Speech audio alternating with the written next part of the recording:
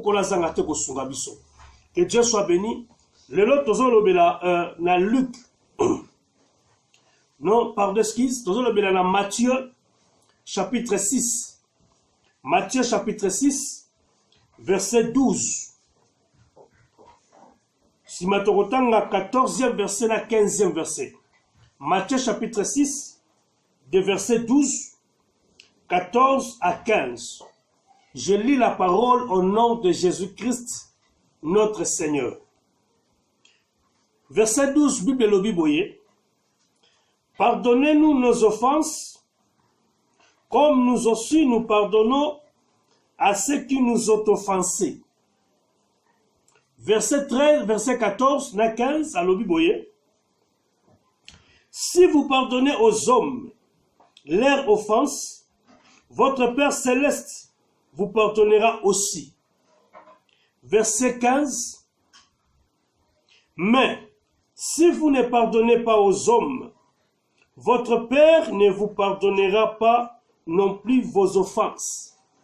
Amen. Gloire à Dieu. Nous sommes dans le livre de Matthieu chapitre 6, verset 12. Au sauté aux 14e verset, na 15e verset.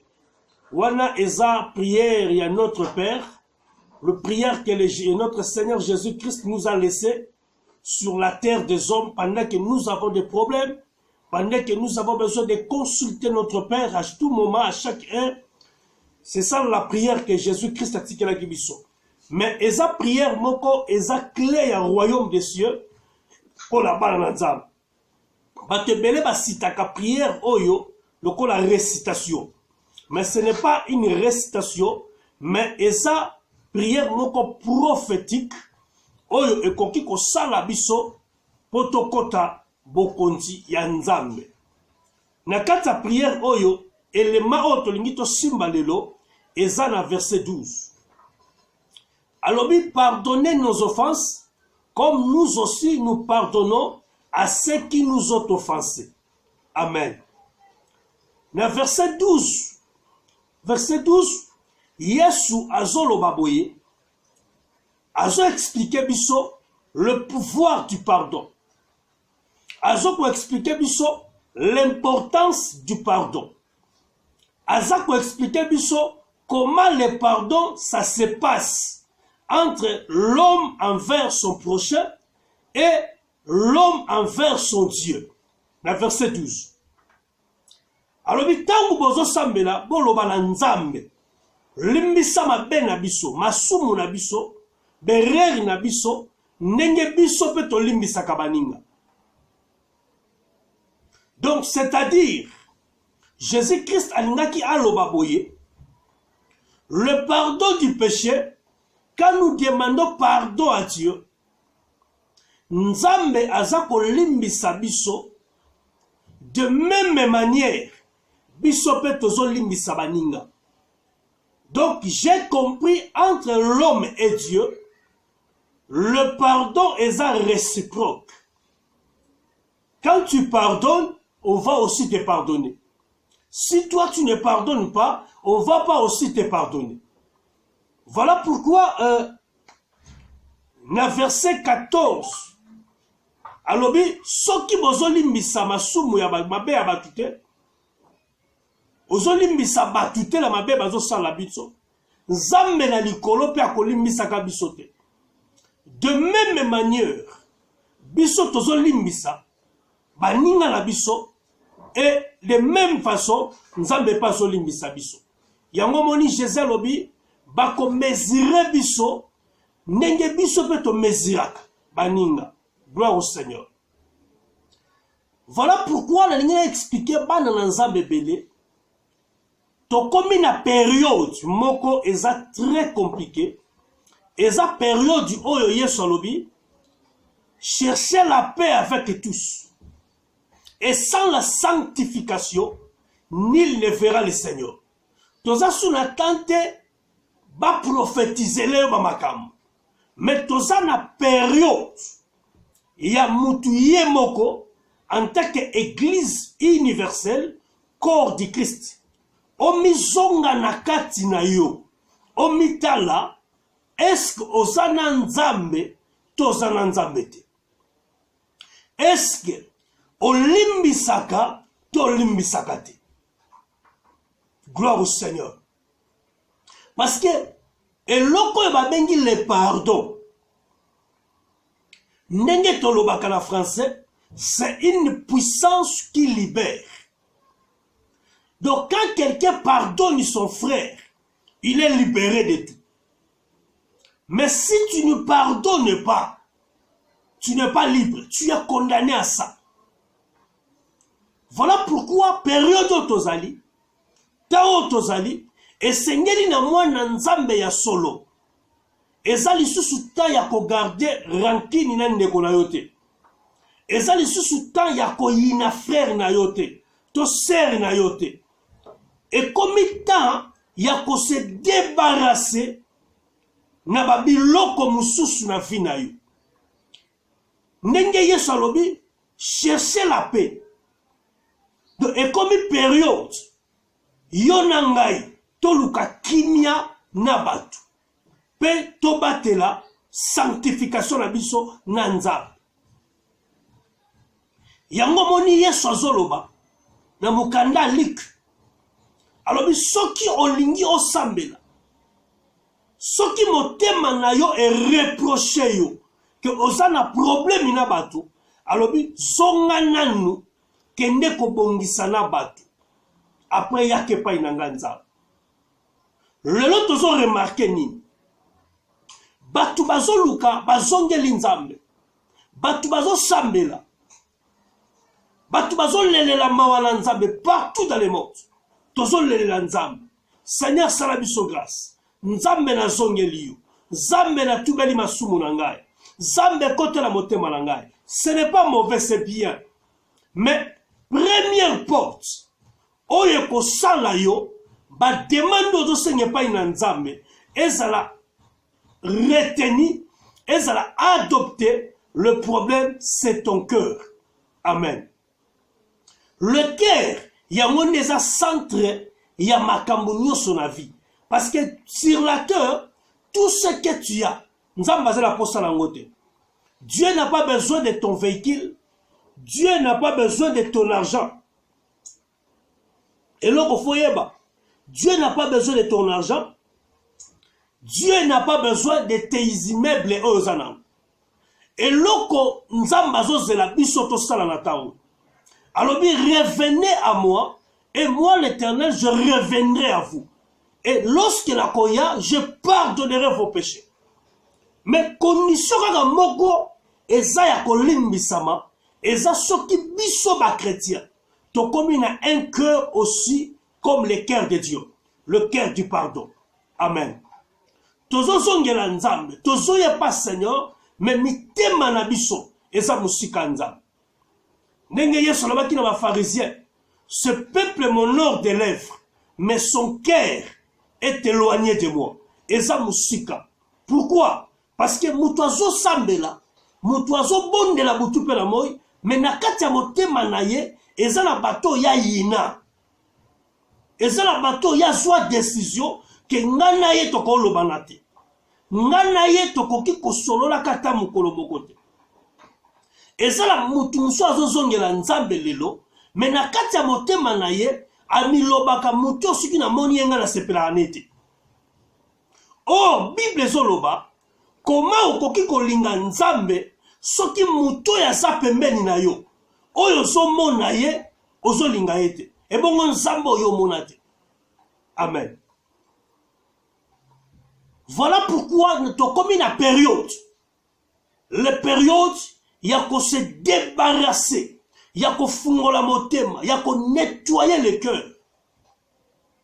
Tout ça, sous la tente, il y a période, il y a Jérémie chapitre 9, verset 8. Ou bien Jérémie chapitre 8, verset 9, si je ne me trompe pas. Bible zolobani, balobi, nakati ya mitema na minokola bango, bazoloba kimia. Mais na mitema bazo tchaba piège. Donc c'est-à-dire le cœur de l'homme, il y a mon nzamba zalango besoin na taoui. Voilà pourquoi Bible zoloba na proverbe. Alors garde ton cœur plus que toute autre chose.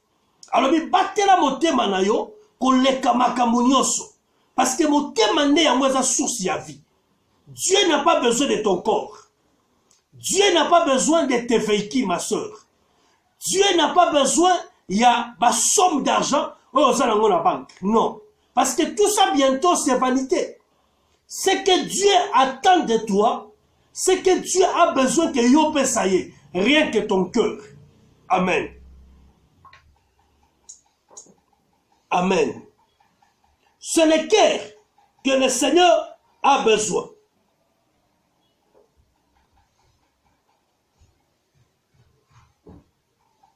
Alors bien, on a Proverbe. Si vous lisez Proverbe chapitre 23, verset 26. Jésus, mon fils. Proverbe chapitre 23, verset 26. Alors bien, mon fils, donne-moi seulement ton cœur. Oyo nyonso zo luka, oyo nyonso zo sala, et c'est important. Dieu a besoin de ton cœur. Maintenant, le cœur que Dieu a besoin, ce n'est pas le cœur que oyo za nango lelo. Parce que mutema oza nango lelo, eza mutema ya haine. Eza mutema elimbisaka te. Eza mutema oyo ebomba makambo ebele. Yaya, je te dis au nom de Jésus-Christ. Nous sommes à l'époque de sanctifier mitema na biso. Parce que motema yango ndeza important et pas dans l'âme. Sur l'Apocalypse, chapitre 3, verset 20. Yesu alobi, voici je me tiens à la porte et je frappe. Motema na ye fungwama olimbisa kolandisa ma verset oyo. Ezala mutu muso ozo sambela sikoyo. Ozo banga ozanga bokonza likolo. Yozo kanisa ke masumu oyo ozo tubela zamba limbisio. Non. Nana limbisio te pendant que yo pena no limbisi mutu te. Parce que maloba nzambe toko changer ngote. Alléluia. Ozo sambela, mais olobisaka mama na yote. Ozo sambela, olobisaka papa na yote. Ozo sambela, oyina ndekola mobali, oyina camarade na yo, oyina mobali na yo, oyina mwasi na yo, oyina bana na yo. Ozo sambela, donc makambo ebele na motema na yo. C'est le moment ya ko se défouler. C'est le moment ko ebisa Seigneur Yesu limbisa ngai. Yo pe benga ndekoyo. Bozala te na problème. Bosenga la bolimbisi. Bo se réconcilier. Otikala libre. Atali kabangwe za munene ndenge nini. Et l'équipe pardon ya Jésus Christ. Batu bazo songela nza. Le gens prie. Mais le gens baza ko se débarrasser te na makambo za mitema na bango. Yango monita où Yesu akoya. Azolo j'ai trouverai la foi sur la terre. Donc la foi est ça bolingo. La foi est ça confiance. La foi est ça donc est ça makambo belé na kati ya kondima. Amen. Donc c'est-à-dire il faut avoir un cœur. Maintenant l'ingina lobani. Et l'autre poison ça la pas chrétien. Et ça la mutu o garder rancune na motema o koka ko limbisa ndeko na yote o mona ke lokola soki osengi ye pardon et nire olongwe o yozali. Non, ce n'est pas toi parce que tu n'as pas reçu Jésus comme Seigneur et Sauveur. Muto ya yami Yesu lokola mokonzi pe mobikisi na ye Bible zoloba Nzambe alongolaka motema ya libanga apesaka motema ya musuni. Amen. Donc, un cœur de pierre, tant que nous avons pakano, tant que nous avons nzambete, azalakana un cœur de pierre. Yango moni ba paye, bazalakana mutema moko ya makasi. A cause de la zombo mutu, azoka somote. Pourquoi? Parce que azala mutema ya libanga. Maintenant, quand tu acceptes le Seigneur, comme Jésus-Christ a la vie na yo, comme étant Seigneur et Sauveur, le premier des choses que le Seigneur a kosala na vie na yo, a kolongola motema ya libanga, a kopesa yo motema ya musuni. Or, le cœur de la chair, c'est ça le cœur de Dieu. Amen. Et ça, la moutoumso, sambela lelo, on comprend la kate moutema, non, ça moutema, moko compliqué. Parce que oyamba yesu ya mbebo, a contacté pas changer motema na yo. Ce qui yesu a koti na kati ya motema na yo, et Seigneur, 2 Corinthiens 5, 17, kokisa. Bible dit, si quelqu'un est en Christ, il est devenu une nouvelle créature. Les choses anciennes sont passées. Et voici toutes les choses sont devenues nouvelles. Donc cela veut dire, ce qui mutu ayambi yesu, akoma kekelamu ya sika, akoma kan esprit ya sika, akoma kan makanisi ya sika, akoma kan mutema ya musuni. Eza na Bible. Tango Bible lobi makambo sikeleki, makambo kaleleki, makambo sika ne eye. C'est normal. Parce que Dieu transforme quelqu'un. Na mokili tango zalaki paye, ba yeba ki yo olimbi sakate. Ba yeba ki yo zalaki makasi. Pourquoi? Parce que tu avais le cœur de pierre. Mais quand tu acceptais le Seigneur, Bible zoloba, il faut avoir la différence, ce qui sert l'Éternel et ce qui ne le sert pas. Amen.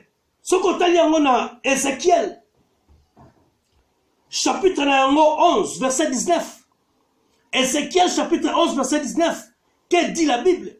La Bible dit ceci: je leur donnerai un même cœur et je mettrai un esprit nouveau. J'ôterai leur corps les cœurs de pierre et je leur donnerai un cœur de chair. Amen.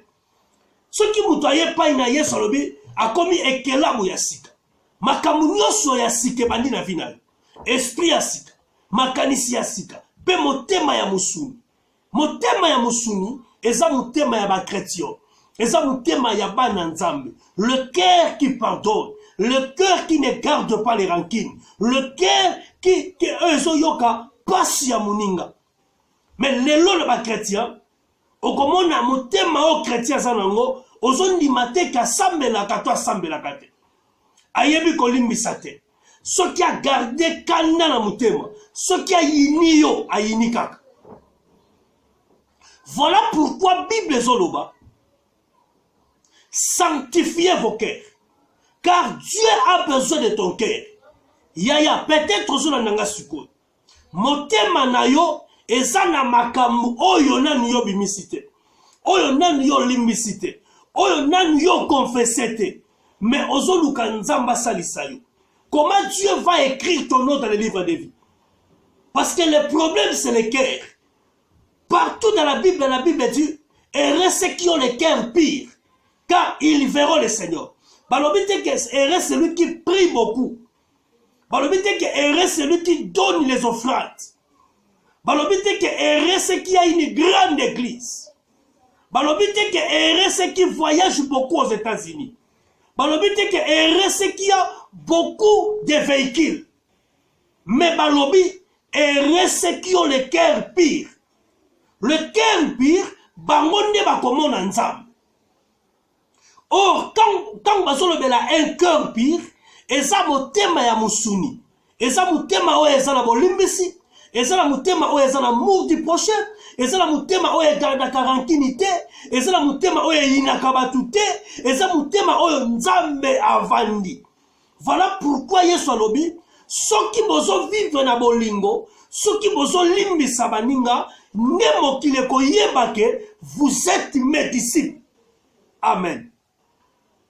C'est le moment, frère, c'est le moment, ma soeur, de se libérer na makambo nyonso de la motema na yo. Limbisa bandeko basalaki mabe. Pardonnez-leur. Bible zoloba soki osengi ye bolimbisi, ya boyi kolimbisa yo. Oza sous la problème ite. Yene mutatikali na problème parce que yo sali premier pas. Nekolangai, ezali sous tante au garder rancune, mais attends au mitala, est-ce que vraiment tu as le cœur de chair? Est-ce que vraiment tu as un esprit nouveau? Est-ce que vraiment toi tu pardonnes? Peut-être tu es rancuné, un pasteur rancuné, mais tu prêches la Bible. Peut-être Dieu a permis que message oyo et comme la yo pour la rancune. okabwana na bato ebele na rankine, okabwana oza pasteur, oza prophète, oza partenaire église, oza enfant de Dieu, protocole. Je ne sais pas ce que tu es. Peut-être oza na ba rankine na bato, oza na ba problème na bato. La Bible dit, avant de donner l'offrande, si ton cœur est à reprocher, laisse ton offrande, allez d'abord se réconcilier avec les gens. Mais biso tozo qui n'est pas nzambe, yaya, natali une information, le 14 mai, pape a activé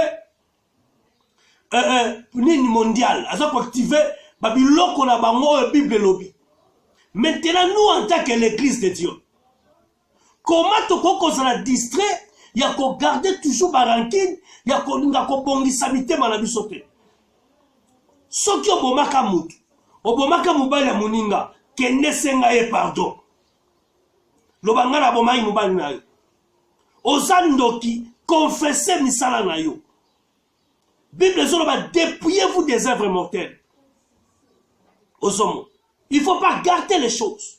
Nous sommes autant, il y a confession, nous sommes autant, il y a kofungola motema, il y a kwebisanzambe Seigneur limbisanga. Parce que Christ a lobby, si vous ne pardonnez pas aux hommes leur offense, l'Éternel votre Dieu, il ne vous pardonnera pas aussi. Que Dieu bénisse tout le monde. Yaya, tous à la presse kako kendelola. Mais Bible soloba, to examiner bisomoko. Est-ce que ningi na zaboui? J'ai la paix avec tout le monde. Est-ce que comme je suis là, je ne suis pas rankiné? Est-ce que comme je suis là, peut-être nengo sawana, et ça la nyongwa batozwa. Yozo linga ozongeli nzambe, mais ba nyongwa bato futate. Yozo linga ozongeli nzambe, ozo sambela nzambe, mais biloko batu ozwa ozongisate. Okabona batu na barankine. Obebisa mabala ya batu. Batu msu baza ko souffrir lelo po yo mutu za cause. Kutala na esenga ebolimbisi. Bongisa esika mabezali. Ko bongisa kana nzambe na nute. Awa na Matthieu chapitre 6 verset 15 eza problème ya mutu na mutu. Bo bongisa no biso na biso. Donc c'est comme ça la vie. Le ciel est comme pembeni na biso. Royaume ya nzambe comme pembeni na biso. Il faut éviter avoir des rancines avec les gens. Son tel Namukanda lik, Bible Zoloba, Dieu aime celui qui pardonne de tout son cœur. Ce qu'on limbisi ndeko na yo, limbisi papa na yo, limbisi yaya na yo, limbisi frère na yo, limbisi mwasi na yo, limbisi na motema no mobimba, fungola motema no yaya, ko garder le problème na motema te. Oh nyusu manako bomba, fungola motema, bimisa yango pour que Dieu te fasse grâce. Nzamba pambo na biso, c'était votre